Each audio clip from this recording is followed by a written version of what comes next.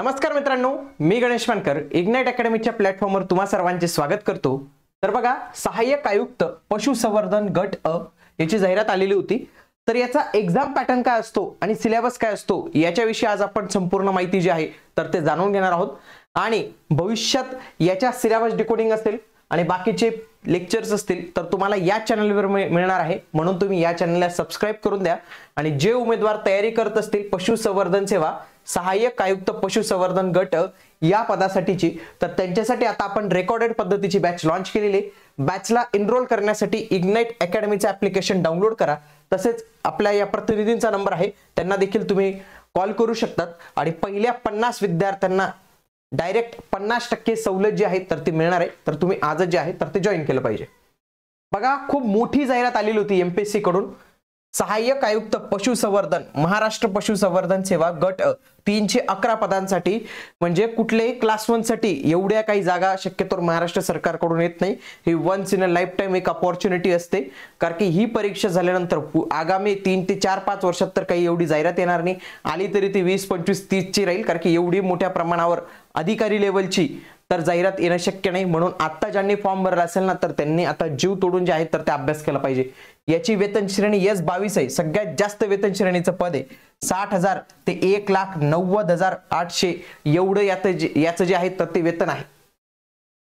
बघा, याचे जो सिलेबस आहे तर तो बघा एमपीएससी आयोगाच्या वेबसाईटवर पण अवेलेबल आहे। बघा, assistant commissioner animal husbandry services group ए सिलेबस, बघा याची पीडीएफ अवेलेबल आहे। तर याच ऑफिशियल सोर्सेस मधनं आपण हा सिलेबस जो आहे तर तो घेतलेला आहे।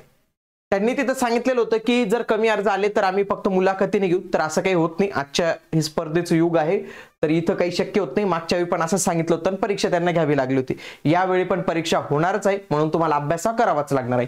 बघा, सहाय्यक आयुक्त पशुसंवर्धन महाराष्ट्र पशुसंवर्धन सेवा गट अ, assistant commissioner animal husbandry Maharashtra animal husbandry services group A. तर याचा परीक्षा पॅटर्न आपण समजून घेऊया। बघा, त्याच्यात मध्ये लेखी परीक्षा असते 200 गुणांची, हा पहिला टप्पा असतो। लेखी परीक्षा पास झाल्यानंतर तुमची घेतली जाते मुलाखत 50 गुणांसाठी, आणि हे दोन्हींचे गुण एकत्र करून किती केले जातात 250 गुण। आणि या 250 गुणांच्या आधारे जे आहे तर ते तुमची इथे निवड होत असते, हे लक्षात घ्या। तुमची निवड होण्यासाठी हे 250 गुण हे फार महत्त्वाचे असतात। मग या 200 गुणांचं वर्गीकरण असं आहे की याच्यात सामान्य ज्ञानचे काही प्रश्न येतात, त्याला तुम्ही तुमच्या भाषेत म्हणतात नॉन टेकचा सिलेबस, आणि हा संपूर्ण तुमच्या विषयाशी संबंधित म्हणजे टेक्निकलचा सिलेबस इथं असतो। याच्यासाठी बघा, हा मराठी इंग्रजीमध्ये, परंतु हा फक्त इंग्रजीमध्ये असणार, कारण की ते इंग्रजीमध्येच असतं। एकूण 100 प्रश्न असतील 200 गुणांसाठी, 1.5 तास वेळ मिळेल। दर्जा पदवी लेवलचा असतील आणि बहुपर्यायी असतील, म्हणजे काय की 4 पर्याय असतात इथं। एमसीक्यू पॅटर्न टाइप तुमची परीक्षा होणार आहे। याच्यामध्ये निगेटिव्ह मार्किंग सिस्टीम पण असते, 1/4 ची निगेटिव्ह मार्किंग सिस्टीम असते। किती? 25%, 1/4 म्हणजे 4 प्रश्न चुकले तर एका प्रश्नाचे गुण इथं वजा केले जातात। अंतिम गुणवत्ता यादी ही वस्तुनिष्ठ परीक्षेतील आणि मुलाखतीतील एकत्र गुणांच्या आधारे असते। पुढे याचा आता आपण अभ्यासक्रम पाहूया। सगळ्यात आधी जो तुमचा नॉन टेक्निकलचा सिलेबस आहे त्याच्यामध्ये सांगितलेले आहे जागतिक तसेच भारतातील चालू घडामोडी, ज्यात राजकीय, औद्योगिक, आर्थिक, सामाजिक, शैक्षणिक, भौगोलिक, खगोलशास्त्रीय, सांस्कृतिक, वैज्ञानिक आणि इत्यादी हा संपूर्ण जो आहे तर ते चालू घडामोडीचं आहे। आता याचं संपूर्ण डिकोडिंग करणाऱ्याचं अमोल सरांचं सेशन जे आहे तर ते लवकरच या चॅनलवर उपलब्ध होणार आहे तुमच्यासाठी। त्यासोबतच माहिती अधिकार कायदा हा एक आरटीआय कायदा आहे, 2005 साली आलेला, तर याच्या पण संपूर्ण माहिती तुम्हाला असतं इथं गरजेचं आहे। त्यासोबतच आता तुमचा खऱ्या अर्थाने जो आहे तर तो टेक्निकलचा पार्ट सुरू होतो। त्याच्यामध्ये पहिला जो आहे तर तुमचे क्लिनिकल सब्जेक्ट्स आहेत। त्याच्यात ए पार्ट मध्ये क्लिनिकल सब्जेक्ट आहे, ज्यामध्ये veterinary medicine, veterinary surgery and radiology, veterinary gynaecology.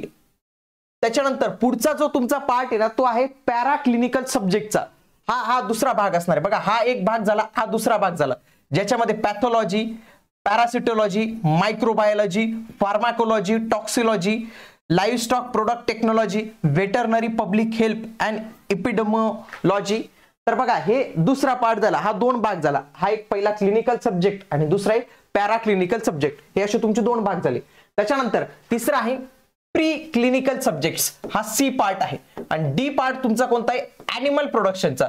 याच्यामध्ये अॅनाटॉमी, फिजिओलॉजी, बायोकेमिस्ट्री आहे। त्याच्यानंतर ॲनिमल हस्बेंडरी एक्सटेन्शन एज्युकेशन आहे, लाईव्हस्टॉक प्रोडक्शन मॅनेजमेंट आहे, ॲनिमल जेनेटिक्स अँड ब्रीडिंग आहे, आणि ॲनिमल न्यूट्रिशन आहे।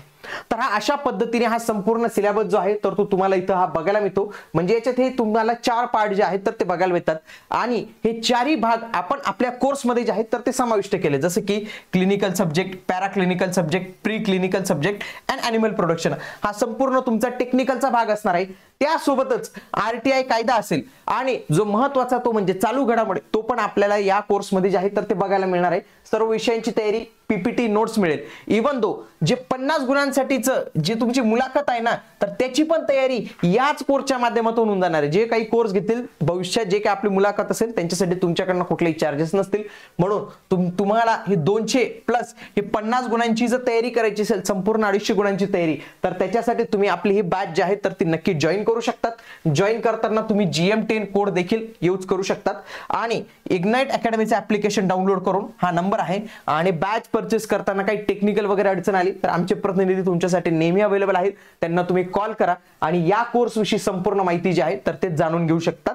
पशुसंवर्धन अधिकारी गट अ याची पण बॅच जी आहे तर ती अवेलेबल आहे. त्याच्यासाठी देखील तुम्ही ऍप्लिकेशन डाउनलोड करू शकतात. भेटूया आता आपण पुढील व्हिडिओमध्ये. तोपर्यंत जय हिंद, जय महाराष्ट्र, धन्यवाद.